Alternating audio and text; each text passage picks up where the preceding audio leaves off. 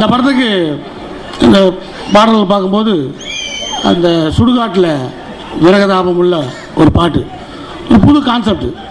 இது எடிட்டிங் ரூம்லேயே கணேசனுக்கு போட்டு காமிச்சார். போட்டு காமிச்சோன்னே பார்த்த புது விஷயம் வந்து அதில் லிரிக்ஸ்லாம் பார்த்தா பிரமாதமாக இருந்தது. நல்ல பிக்சரைசேஷன். இன்னும் அங்கே ஒயிட் ஸ்க்ரீனில் பார்க்கும்போது ரொம்ப நல்லா இருந்தது. திருப்பூரில் சுடுகாட்டில் பணத்தை எரிக்கும்போது ஒரு பாட்டு போடுறாங்க. அந்த பணம் எரியிற வரைக்கும் அந்த பாட்டை அங்கே வந்த சொந்த பந்தம் நண்பர்கள் எல்லாம் உட்காந்து அதை கேட்குறாங்க. எப்பேற்பட்ட ஒரு மனிதனுடைய ஒரு ஈமச்சடங்காக இருக்கும்போதும் அந்த சிலைக்கு தீ மூட்டி எரியும் போது போடுறாங்க. அதுக்கு நிகரான ஒரு பாட்டு உலகத்தில் இது வரைக்கும் நான் கேட்டதே இல்லை. அந்த பாட்டை எழுதிய மாபெரும் கவிஞன் கவி பேரரசு வைரமுத்து அவர்கள். என்ன கான்செப்ட் ஒன்றுமே. ஏன்னா இப்போ நம்ம ஒரு கல்யாண வீட்டுக்கு போனாவே பொண்ணு மாப்பிள்ளையை பார்க்குறோம். அது எல்லாத்துக்கும் நம்மளை யார் கூப்பிட்டாங்க அவங்க கண்ணில் படம் பார்ப்போம். அவர் பார்த்துட்டு ஓகே வந்துட்டு அட்டண்டன்ஸ் கொடுத்து போயிடும். அதான் முக்கியம். அது எந்த ஊடாக இருக்கட்டும். ஒரு டெத் வீட்டுக்கு போனால் கூட போயிட்டு மாலை வைக்கும் போது நம்ம பார்க்க வேண்டிய ஆள் பார்த்துட்டாரா ஓகே அட்டண்டன்ஸ் முடிஞ்சு. ஆனால் அங்கே சிதையை விட்டு எரிகிற அந்த இறந்த பிணம் யார் இந்த பாட்டு எழுதுனாங்க, யார் நமக்காக துக்கப்படுறாங்க தெரியாத போகும்.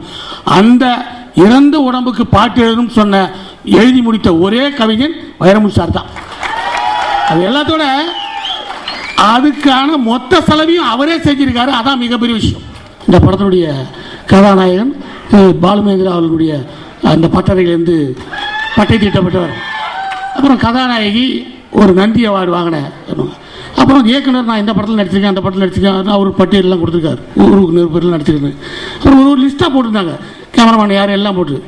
இனி இந்த படக்குழுவினர் யாருக்காவது ஒரு விசிட்டிங் கார்டு கொடுத்தா யமுனா படத்தில் நான் பணியாற்றியிருக்கேன் அப்படின்னு ஒரு லிஸ்ட் கொடுங்க.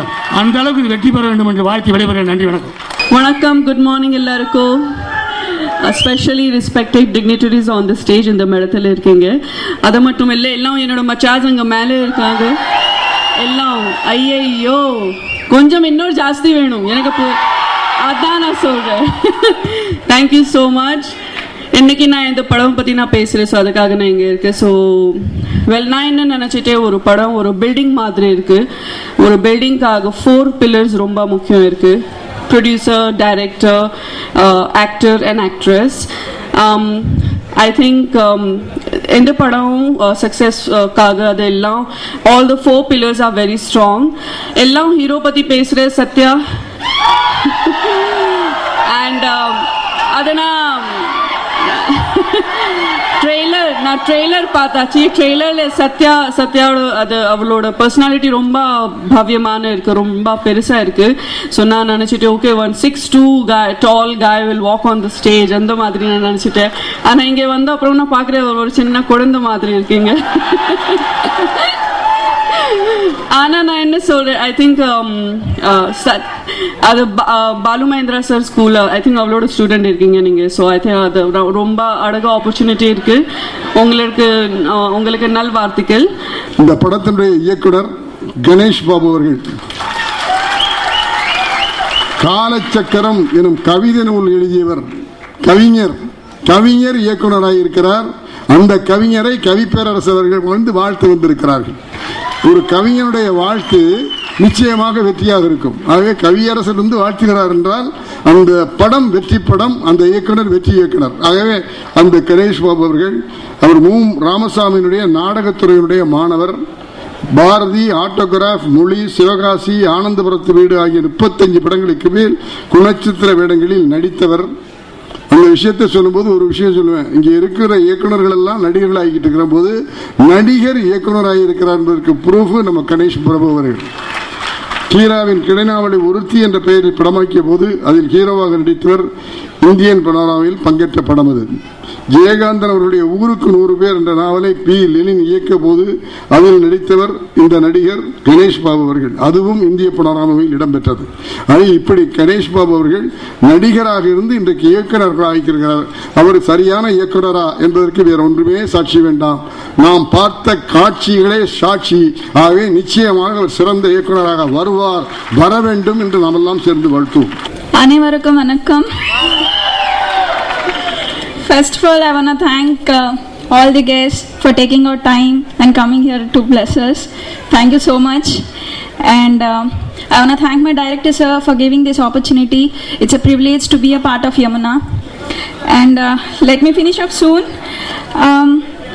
இந்த ஃபங்க்ஷனோட கதாநாயகன்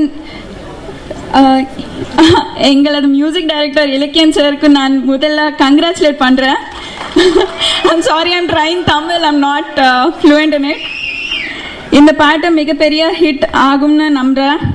ஒவ்வொரு பாட்டுக்கும் அவர் உயிர் கொடுத்துருக்கார். எல்லாருக்கும் இந்த நிச்சயமா பிடிக்கும்னு நம்புகிறேன். ரொம்ப நன்றி sir, and all the best. And I want to thank my entire team for encouraging me, supporting me and being there always for me. Thank you so much, each and everyone. Thank you. எல்லாருக்கும் வணக்கம். என் பேர் சத்யா. இந்த படத்தில் ஹீரோவை act பண்ணியிருக்கேன். நான் இந்த படத்தில் வேணால் ஹீரோவாக இருக்கலாம், ஆனால் இந்த படத்துக்கு 3 ரியல் ஹீரோஸ் இருக்காங்க. The first one is the person who directed the film, Mr. E.V. Ganesh Babu sir. அவர் தான் இந்த படத்தில் first hero. Because screen play சூப்பராக பண்ணியிருப்பார். ஆடியன்ஸ்க்கு நல்ல ஒரு என்டர்டெயின்மெண்ட் மூவியாக இது அமையணும்னு அடிக்கடி சொல்லுவார். அவர் எதிர்பார்த்தபடி அந்த படம் அமைஞ்சிருக்கு. சாருக்கு ரொம்ப தேங்க்ஸ் சொல்லிக்கிறேன். The second person is mister Kaviperarasu Vairamuthu sir. சாரை பற்றி நம்ம எல்லாருக்குமே தெரியும். ஆக்டிங்கில் சூப்பர் ஸ்டார் ரஜினிகாந்த் சார், அது மாதிரி லிரிக்ஸில் சூப்பர் ஸ்டார் நம்ம வைரமுத்து சார்.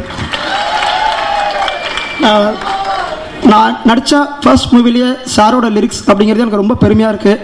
இந்த படத்தில் ஒரு பாட்டு எழுதியிருக்கிறது இந்த படத்துக்கு கிடைச்ச கௌரவம் நான் சொல்லுவேன். பாரதி ராஜா தொடங்கி நேற்று பாலா வரை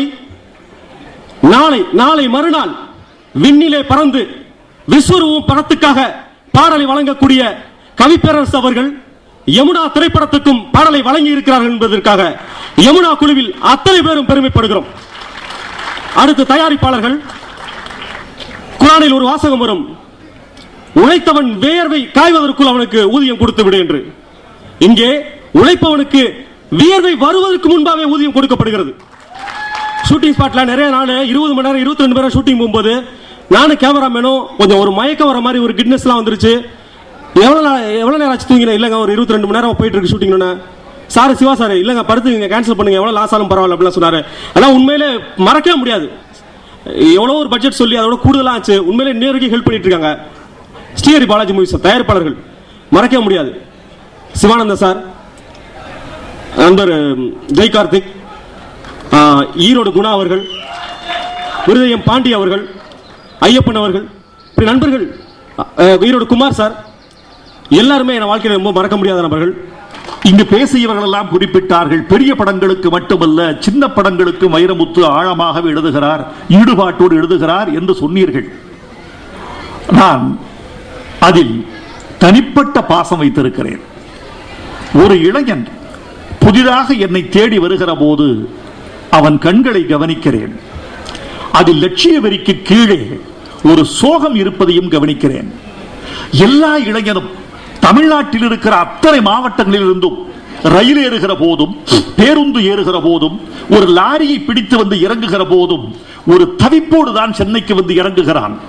தன் பெற்றோரை பிரிந்து, தன் சுற்றத்தை பிரிந்து, பழகிய வீதிகளை பிரிந்து, ஆடிய தெருக்களை பிரிந்து, தன்னுடைய காதலியை பிரிந்து, தன் கனவுகளை பிரிந்து சென்னையில் வந்து நான் என்றாவது ஒரு நாள் நான் ஒரு பெரிய மனிதனாகி வெற்றி பெற்ற கலைஞனாக என் சொந்த ஊர் திரும்புவேன் என்ற கனவோடு வந்து ஜெயிக்கிறவர்களில் 3% கூட இல்லை தோழர்களே. 97% நசுங்கி போகிறார்கள். சென்னையின் தார் சாலைகளில் புதைக்கப்படுகிறார்கள்.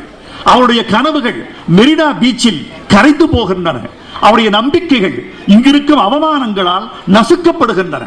எனவே அந்த 3 பேர் இருக்கிற இடத்தில் இன்னும் 50 பேர் வரமாட்டார்களா? இன்னும் புதிய தலைமுறை வராதா? அந்த நம்பிக்கையை கொடுக்க முடியுமா என்றுதான் நானும் ஒரு கிராமத்தில் அவமானம் தாங்கி வந்தவர் என்கிற முறையில் நினைக்கிறேன். அப்படித்தான் கணேஷ் பாபு வர வேண்டும் என்று ஆசைப்படுகிறேன். கணேஷ் பாபு, உங்களுக்கு என் வாழ்த்துக்கள். நீங்கள் எனக்கு சொல்லப்பட்ட கதையை விட காட்டப்பட்ட காட்சி அழகு, ரொம்ப பிரமாதம்.